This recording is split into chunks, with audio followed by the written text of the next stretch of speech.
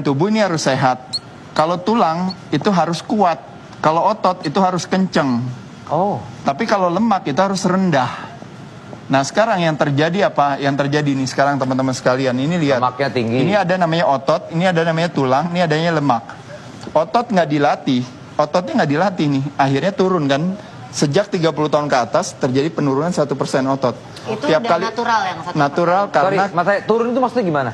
jadi massa ototnya berkurang. Londoy, jadi Kayak mengecil aja, Oke. karena kita makin tua ototnya kan mengecil. Iya. Karena nggak pernah dilatih. Kalau saya tanya misalnya sama Desta olahraganya apa? Pasti either lari, berenang, naik sepeda, sepak bola, Tenis.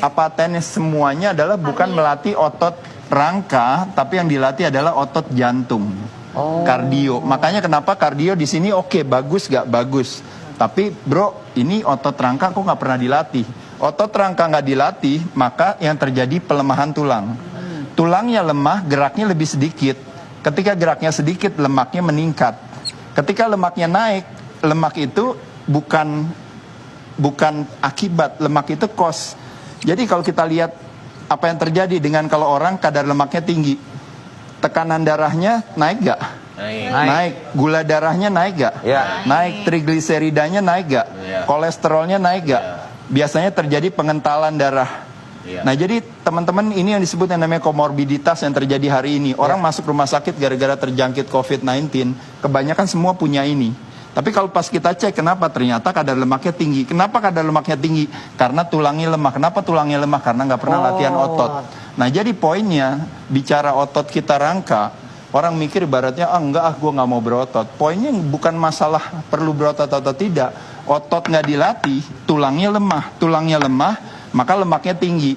Saya sejak umur 14 tahun, dari tahun 1983-an, 84, sekarang saya udah 52. Dari dulu sampai sekarang, saya otot tiap hari saya latih. Tiap hari? Tiap hari saya latih, santai aja latihannya. Mau 5 menit, mau 10 menit, mau cuma pusap-pusap aja di wastafel, nggak ada masalah.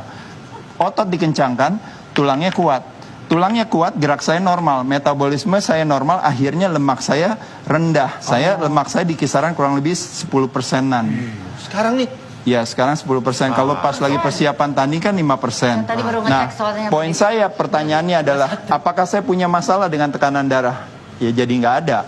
Punya masalah dengan gula darah? Jadi nggak ada. Punya masalah dengan berbagai hal, yang ini akhirnya harus ketergantungan sama obat. Ada masalah gak saya? Saya nggak ada.